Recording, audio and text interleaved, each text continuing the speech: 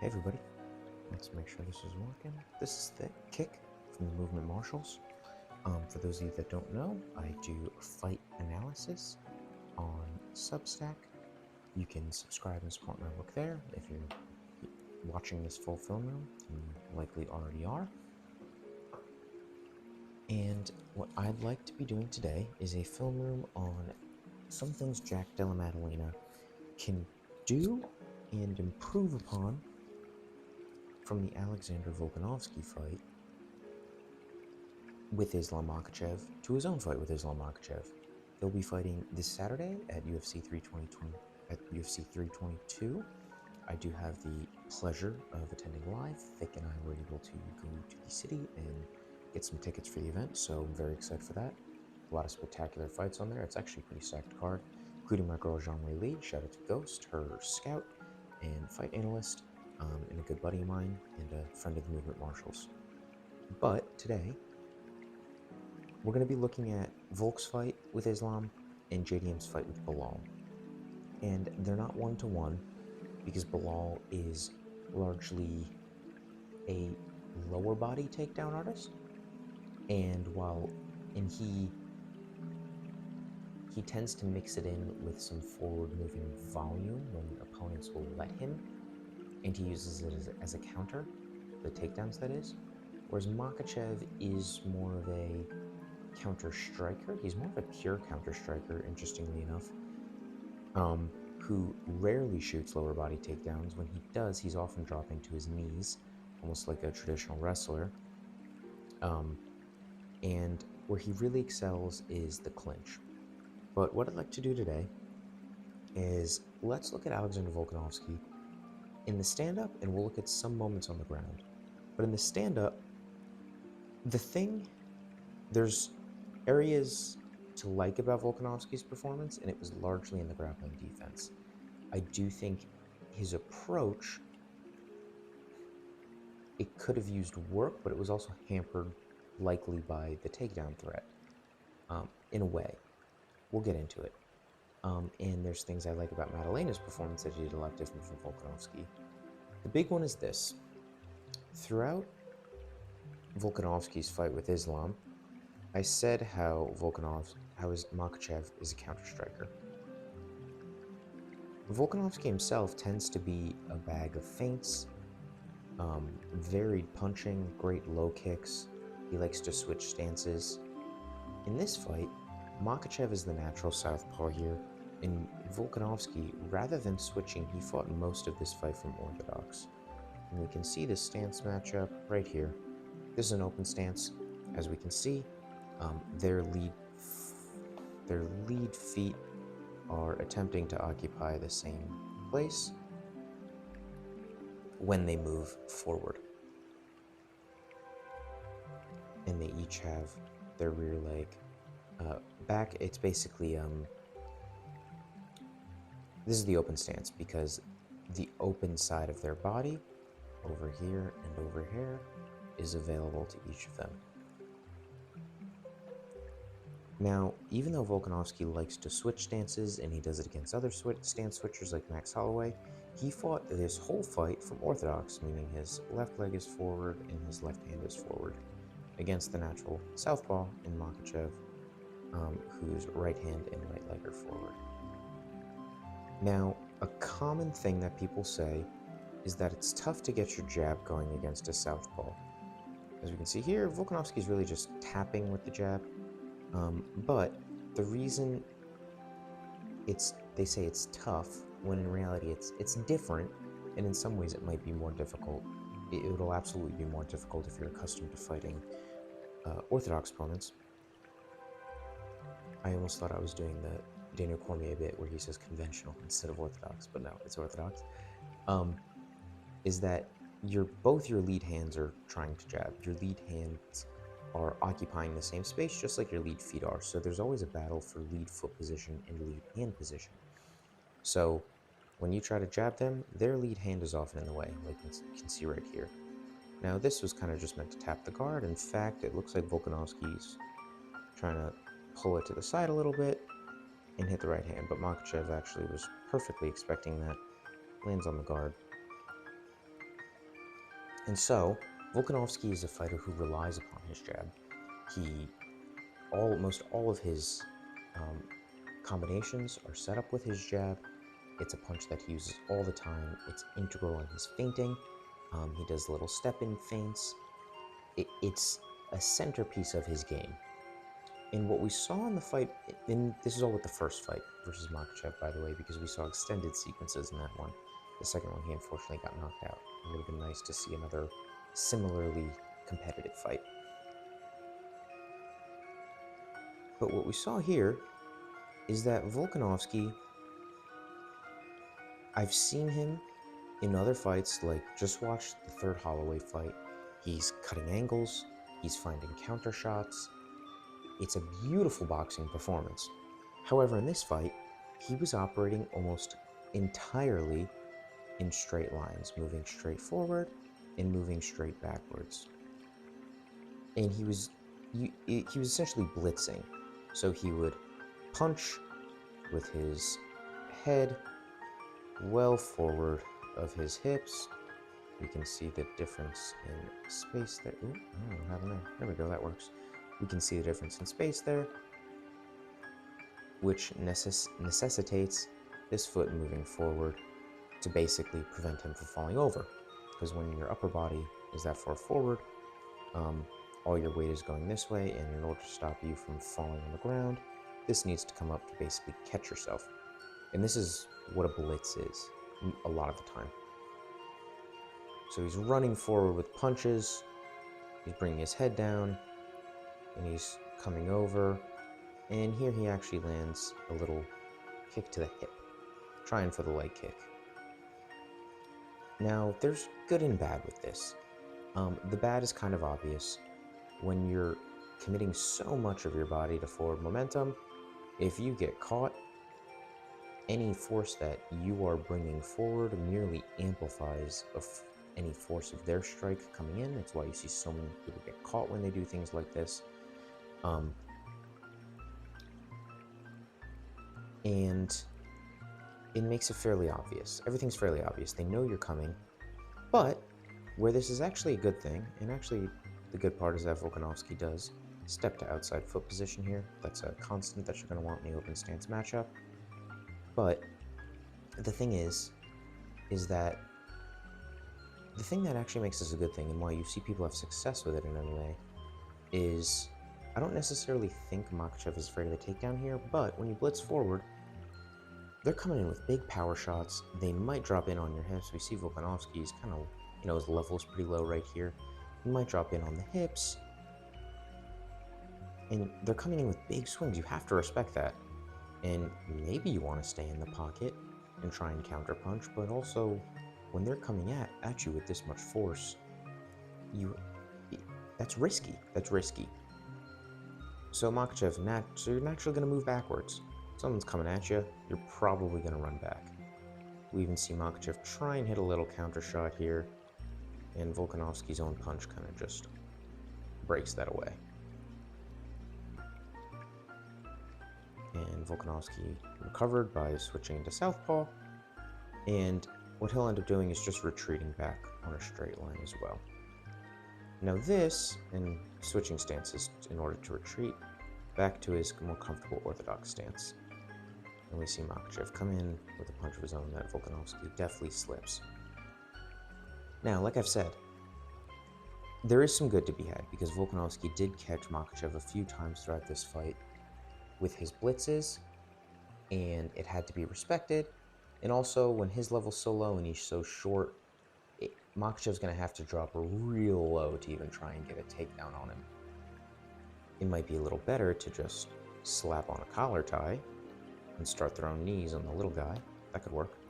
But it was really Volkanovski's main and only form of attack in this fight in terms of the striking. He was really only operating in straight lines. And like I said, he did have some success, but it also got him into trouble. When you're only operating in straight lines, it makes you much easier to be taken advantage of as well. So let's look at this. So here we go, Volkanovski's coming in, he's blitzing again, And, oh, Makhachev actually catches him with a knee. Ooh, that's actually a really nice knee. That landed actually super clean. I didn't notice that when I first watched the fight. So, when you're blitzing and when you're committing so much of your weight forward, and we see Volkanovski's often pretty hunched over. Whoopsies. We often see that Volkanovski's pretty hunched over. When he's coming in, he's got his hand out, occupy the lead hand, prevent him from jabbing in as he comes in. And he gets caught with a big knee, snaps his head around a little bit. So that's the one thing. Like I said before, when you're coming in, that just amplifies the force of the strike. He got fucking caught. But Volk has a pretty legit chin. He's not chinny. He also doesn't have a granite chin, but he can take a good shot. That's what I'll say about Volkanovski. I think that's a fair assessment of him. So when you're coming in, it does make you, when you do this 4, 5, 6 times, it becomes very predictable. Volkanovski wasn't really changing up his line of attack. He would maybe try different things with his lead hand, where he'd either try and jab to get Makhachev from the guard, he would try and occupy it and grab Makhachev's lead hand. He tried a couple different things, but really, he was always coming in, he was always blitzing forward, moving, having his leg catch his weight, and that leaves you vulnerable. And then, as he moves in on a straight line, he also attempts to move out of range on a straight line as well. We see him, and here's another problem that Volkanovski had, was how he was switching stances throughout this fight. We saw Israel Adesanya somewhat recently get caught with this against Nasruddin Imavov. When you, in City Kickboxing Boys, and Volkanovski is an honorary one, he trains with them, but it's not his main gym. When you use a retreat to switch stances, and you do so right in front of your opponent, it leaves you vulnerable. Because Volkanovski's an orthodox right now, which he's done in other fights. He likes to switch stances, but he doesn't want to be an orthodox. He's in southpaw right now, in the closed stance matchup. But he doesn't want to be in southpaw this fight. He did not want to be. But the problem is, we saw in the last clip that he moved backward by switching stances. He brought his front foot back to bring him back into orthodox. But this leaves you vulnerable, because when you're out of your stance, there's not a lot of weight on this foot, and you only have one foot rooting you to the ground. And what that means from a strike absorption perspective is that when you get hit with a strike, now against a really good fighter, against a really powerful puncher, an accurate one, if they just hit you right on the temple or chin, yes, sometimes you're just going to go out. But what happens when you get caught in the face, and this is a very basic understanding, this isn't deep in the science of anatomy or physics, the absorption of this strike kind of goes throughout your whole body. And so it starts here, and it gets dispersed, the force of it kind of gets dispersed throughout your whole body. And again, don't take me as a scientific expert, I'm more of a biology guy myself, but when you are rooted in your stance, some of this force is able to get dissipated into the floor. And because you are in a strong stance, you're able to support yourself should you need to fall down. The punch itself is obviously going to break your balance. Excuse my pause there, I was looking for the right word. It's going to break your balance. And when you're rooted in your stance, what you can do is you can more easily, when you're hunched over in your stance, you can move with it to dissipate some of the force, because when you're moving away from the punch as it hits you, that's called rolling with a shot. You're able to take away some of the stank off of it. And you're also able to stay within your stance so that you can start throwing counter punches. However, you'll always see this is when people are only on one leg, which Volkanovski almost is, this foot is coming up to move backwards, the punch becomes so much harder. You're absorbing it all in your head. It's not going anywhere else. That force isn't getting shot down into the floor. It's all going into your face. And we see Volk's on one leg, and he really, trying to play in real time, he takes the brunt of it. And he's fine because he's got, like I said, he can take a good shot. But man, that was a nice full rotation left hand rear straight by Islam Makhachev. So when Volkanovski wasn't retreating, he wasn't trying to go off and to the side. He wasn't trying to pivot or slip most of the time. And we also saw this within the Topuria fight. Perhaps one of his more exploitable habits is that he likes to back up in a straight line away from strikes. He'll often have his head high in the air. He'll have a nice straight posture, which again leaves you more susceptible. When you're hunkered into your stance, you can use your shoulders to block things. They can kind of support your head when you get hit. If your shoulders are up and you're in a nice hunched boxing stance, and apologies if that affected the sound quality, but I'm just imitating it as I'm drawing here. But he'll switch stances right in front of him as a retreat, and that leaves you super vulnerable. In Makhachev, like I said, he's got really good timing, he's got a good eye for an opening, and he's a pretty strong counterpunch. We've seen it in pretty much every one of his fights. He's hit Dustin with a couple good shots. He almost knocked Charles Oliveira unconscious. That's really how he got the submission. He found a great kick against Volkanovski. He's great at finding a counter shot. He's a good counterpuncher. And he really isn't getting outstruck that much, and a lot of his fights take place largely on the feet. In most rounds of this fight, he wasn't getting outstruck. As well as Volkanovski did, the most impressive part of his performance was the defensive grappling. And I certainly think he won a bunch of rounds, or some rounds, but Makhachev did win the fight, and he was winning most of the portions on the feet. And I think a large part of that is because Volk's became very predictable, because he was moving in on straight lines with these blitzes that left him vulnerable to things like knees, and he was moving out on straight lines, switching stances, and that's the thing. He was switching stances, leaving himself vulnerable here coming in, and he was switching stances, leaving himself vulnerable here exiting range.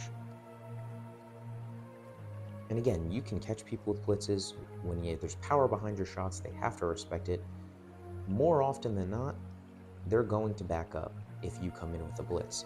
But when you start doing that 4, 5, 6 times, it's a pattern, and a good fighter is going to take advantage of that. Now, Belal Muhammad himself he's a good striker, I would say. He has a good eye for an opening, and he and his team are good at game planning. I will definitely say all of those things about him. I'm not going to talk shit on Belal here. So, we'll look at this clip. Apologies for the title in the top. I hate having that in there. Sometimes when I'm recording stuff, it just comes on in. But I wouldn't put Belal on the same level of counter-striker as Islam Makhachev. And Islam's wrestling game certainly helps him out. But he's good. And he had a similar two-pronged threat in that his wrestling might nullify the striking of his opponent, thus allowing him to outstrike some people in the past because they don't want to get laid on by him, which Belal is also really good at doing. He's really good at staying on top of people. He's not the most potent submission threat, nor is he the most potent ground and pounder, but it's something you have to contend with if you don't want to lose. Now, we see Jack Della Maddalena backed up here, and we didn't look at sequences where Volk was backed up to the fence, but I don't think it's necessarily necessary. It's redundant, but let's look at how Jack exits range. Now, we did see in Volk's fight versus Makhachev, when he was backed up to the cage here, he would often circle out in big ways, because that's what everybody's going to do when they're backed up to the cage. He's not Volk himself is a very smart fighter. So obviously, when you're backed up to the cage against a wrestler, especially someone like Islam Makhachev, you're going to want to be circling out here. But the difference with Maddalena in his fight against Bilal and what he did so well was he had integrated defense with his offense. And what I mean was that he was constantly slipping, moving, pivoting around Muhammad with his own punching. The other thing to take note of is that Maddalena, he likes to work in combination, probably more than Volkanovski. There's definitely Volkanovski fights where he'll throw wonderful 3-4 piece combinations. He does it a lot against Holloway in the third fight, against Ortega. But Maddalena is really a good extended combination fighter. And the reason is because he's always pivoting around the opponent, hitting shots. So we see here, he comes over with a big right hand, and Bilal tries to catch him with a slappy little right hand, and he brings his right hand right back around. That concept of punching off the same side here, I don't know if this would be a perfect instance to talk about it or a good example of it, but this would technically be called lever punching, because we see Jack brings it around and then brings it right back down. We see his hand down here, which gives him a good opportunity. So he circles it around, right back down here, hits Muhammad once, and now he's in a position to throw it again, right over Muhammad's left hand, and he catches it. And as you can see, he's doing all of this. He started over here, and the camera moved a little bit, but now he's over here. He's all the way over here. He's fully extended with this right hand, and he catches Muhammad nice and clean with a hook with the side of the hand. Something you'll see people like Igor Filchanchin do. If you're kind of just doing a straight arm punch like this, you'll often hit with the side of the hand. Why did I say Igor Filchanchin? Watch a Dominic Cruz fight. That's basically 90% of his punches are these weird side fist punches. But regardless, he's moving around Muhammad, and he's fairly certain that Muhammad's just going to keep coming forward with these like 1-2 combinations. He's not as diverse of a puncher as someone like, say, Maddalena himself. This is how Muhammad won the Brady fight, was just overwhelming him with forward aggression in 1-2s. But Della Maddalena is a much more competent striker, both offensively and defensively, than someone like Sean Brady. So we see, boom, counter shot, and Bilal hits him with a nice little overhand there. Bilal himself is kind of, he's not blitzing for, yeah, there's like a little, he switches stances there. Hits him with a nice little jab that becomes a rear hand, little like Poirier shift sort of thing. In in Maddalena, he has his hand ready. It's not blocking at all, but he's moving with the punch. As we can see here, he's rolling with it, he's moving, so it doesn't hit him super clean because he's moving away. And this is the thing that you have to be careful of when you're just coming at someone with abandon here, is that they're moving away, so your shots are not going to be hitting technically as hard if they're moving away. And any shots that you hit, even this little punch, while Muhammad is, everything's wrong with this picture in terms of what Muhammad is doing. He's overextended. His head is forward of his hips.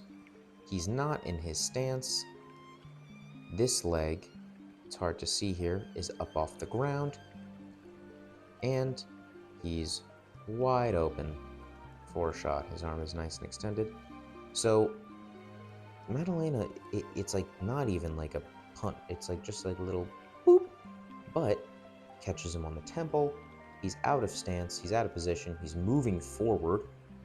All of that together means that Muhammad kind of has to reset. He's like, all right, yeah, I don't want to deal with that. So that punch, even though it was like a little nothing punch, it's harder than you would expect.